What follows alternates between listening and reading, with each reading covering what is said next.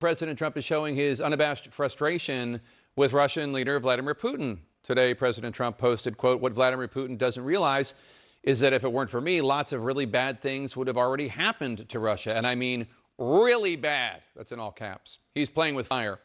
That fire might come in the form of new sanctions, according to sources talking to CNN. Joining us now, CNN political and national security analyst David Sanger of the New York Times. He also wrote the book New Cold Wars, China's Rise, Russia's Invasion, and America's Struggle to Defend the West. David, thanks for joining us. What bad things is President Trump talking about that would have happened to Russia had it not been for him? It's really hard to know. I mean, maybe he is thinking that the United States would continue to support Ukraine and send more arms and ammunition, air defenses. Although I think Congress probably had pretty much had its fill of that, Jake. Certainly, there would have been more sanctions, and perhaps the $300 billion that the Russians inexplicably left in European banks would now be in the hands of Ukraine. But the fact of the matter is, Jake, he keeps saying we're going to be sanctions, there's this and that, but he hasn't really done anything that would hurt Vladimir Putin in the slightest. In fact, he all but exempted him from the tariffs. Yeah, the Liberation Day tariffs.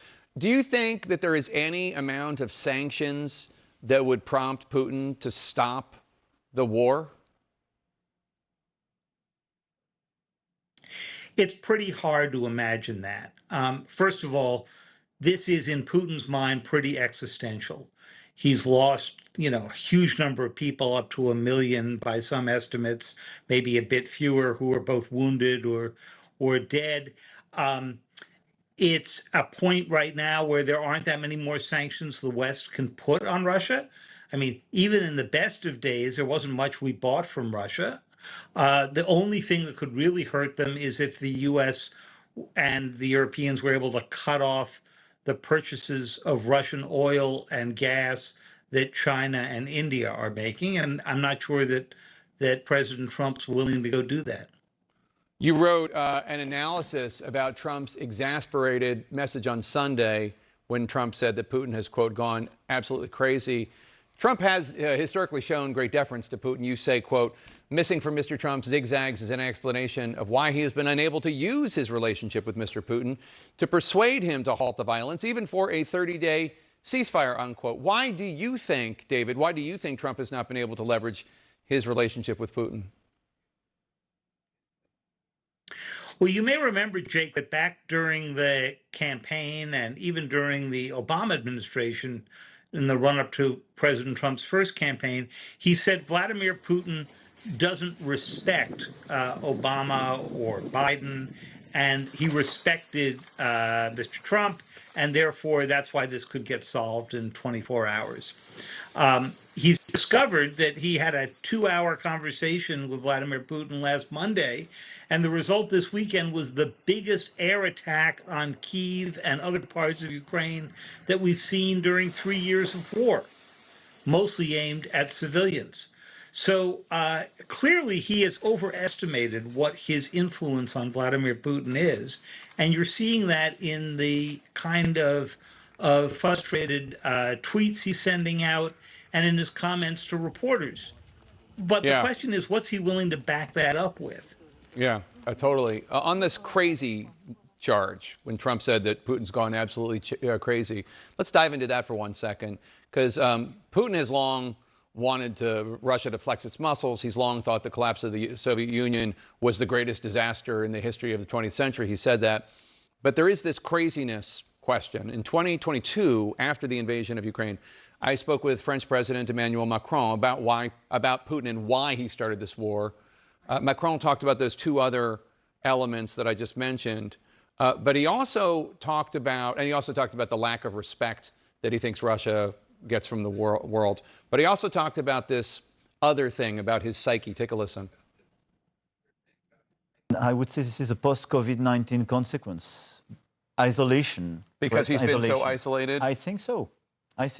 Post-COVID-19, there was a totally new situation. So he had a window of opportunity, and he decided to completely break the linearity of this situation and go to the war.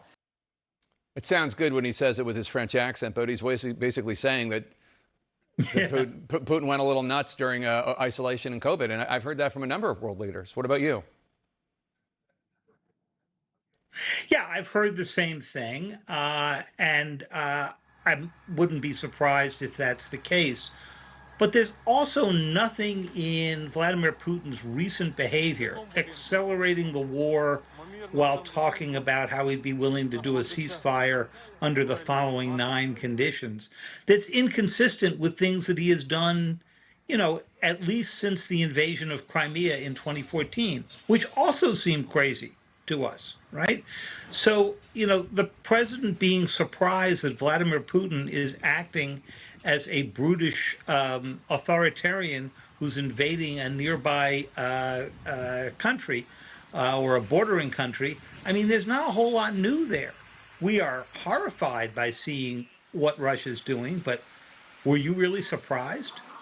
You've covered Trump for many years. Trump and Putin, his handling of it. What's your takeaway with this uptick in rhetoric, and will that uptick in rhetoric be met with action? I'm not sure it means a thing other than he has a reason to use a lot of capital letters right now. Crazy in he likes to do letters.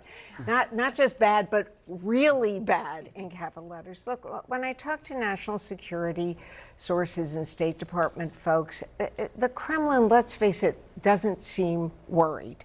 Vladimir Putin seems to feel very confident that he's holding all the cards. A couple of weeks ago, someone compared it to Lucy and Charlie Brown and the football, with Lucy being Putin.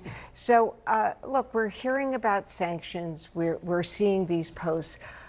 Vladimir Putin does not seem to want to change what he's doing in Ukraine, and until he does, I'm not sure these posts mean much of anything. But there is this bipartisan pressure that is now growing for more sanctions, as you're referring to. There's this bill that Senator Lindsey Graham has with Senator Richard Blumenthal in the Senate. It has more than 80 co-sponsors, and there's a push for a vote on that, essentially snap in sanctions, primary and secondary sanctions on Russia. Could be significant. This is what Senator Grassley, Chuck Grassley, the longest-serving Republican senator, said. He said in 2 posts on X, he said, "I believe President Trump was sincere when he thought his friendship with Putin would end the war. Now that being the case, it's time for sanctions strong enough so Putin knows game over." He went on to say in a second tweet today, President Trump should take the decisive action against Putin that he takes against Harvard. Sanctions for Putin like no Fed grants for Harvard, as Chuck Grassley's famous shorthand on X. But nevertheless, I mean, will Trump act facing these calls from Republicans? Well, I think the president's very clearly frustrated with Vladimir Putin. And we have to remember that Russia has basically one product, right? They sell oil and gas products mostly to Europe and Asia. And so a round of sanctions can hit Russia pretty quickly and hurt them pretty badly. They can't make money if oil drops to $50 a barrel.